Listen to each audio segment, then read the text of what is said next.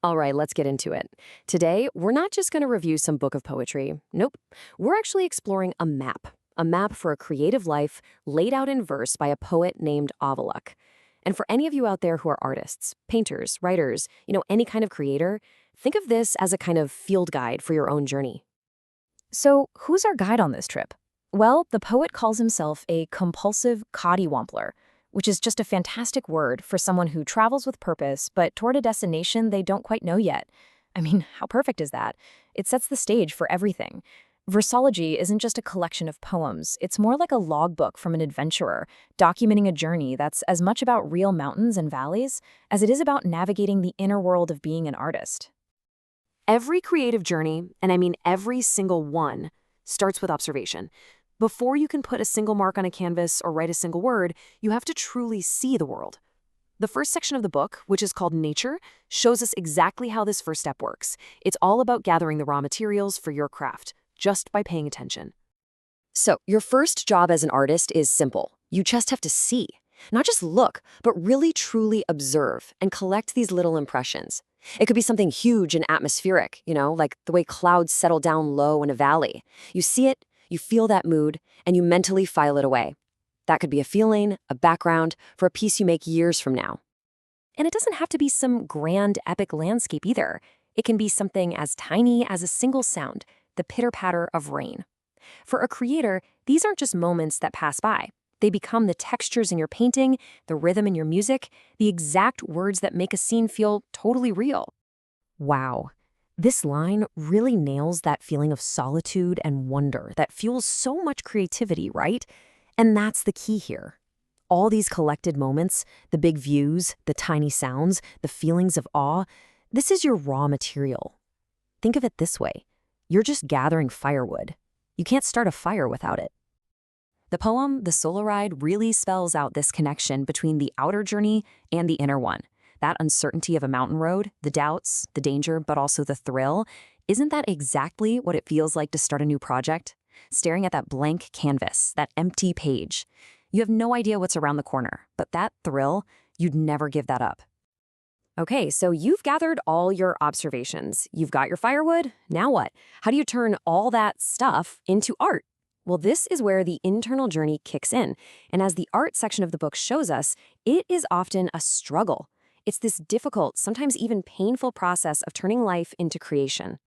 Oh man, this one's for every art student out there. You know this feeling deep in your bones, right? Creative failure. The poem, The Failed Painting, just captures it perfectly. You have this brilliant vision in your head, but when you try to actually make it, it's all wrong. The colors, the strokes, nothing works. So you get frustrated and maybe you just paint the whole canvas black. But here's the thing, the vision doesn't die. It sticks with you, it haunts you. And that ache, that gap between what you see in your head and what you can actually create, that's where the real work happens. And then there's this classic battle. In Drowning Logic, the poet has this beautiful metaphor about a frog escaping a well to find the massive sea. It's this huge leap of imagination. But then, logic, in the form of a friend, just has to chime in. The frog will die in salt water. This is the eternal conflict for any creator, right? That pull between the imaginative truth of art and the literal, boring truth of logic.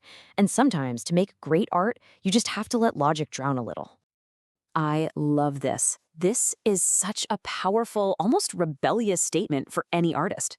In the poem, death itself comes for the painter, and the painter says, "Sorry, can't go, my painting isn't finished." So death leaves, promising to come back when it's done. But here's the artist's secret weapon. Their work is never truly finished. Art isn't just a task you complete, it's a process you live.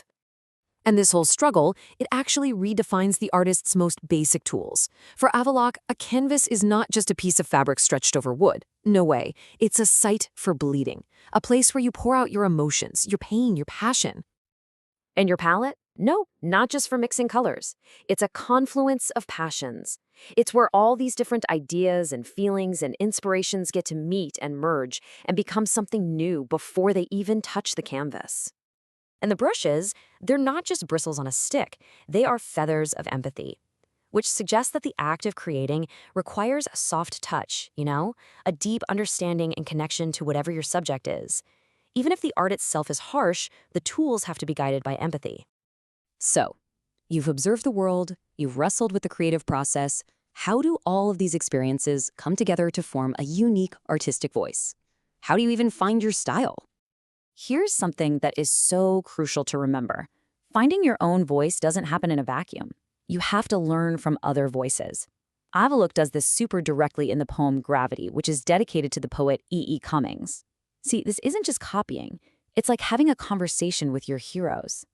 It's about acknowledging the artists who built the roads you get to travel on. You have to know your influences to find what makes you, you. And check this out. This is where form and content just become one thing. Just like his hero, E. E. Cummings, Avalok uses the actual shape of the poem on the page to give it meaning. The word fall literally tumbles down the page. The insight here is that your style isn't just what you say, it's how you say it. The structure itself is part of the art. So after a whole life spent doing this, observing, creating, finding your voice, what's left? What's the end game? What is the artist's legacy? The final sections of the book, Leafing and Leaving, get right into this very question. And this quote, man, it just pulls it all together. The artist's identity isn't just one thing. It's this mashup of all their journeys, the outer journey of the trekker and the solo writer, and the inner journey of the artist and the poet.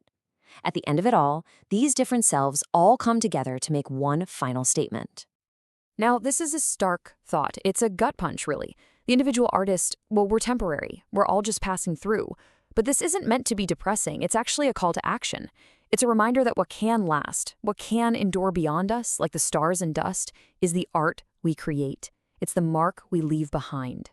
So, Versology gives us this incredible map of one artist's journey. From gathering inspiration, to that internal struggle of creation, to finding a voice and thinking about a legacy. We've seen the path that one artist took. So the only real question left is the one it asks of us. What are you going to create with your journey?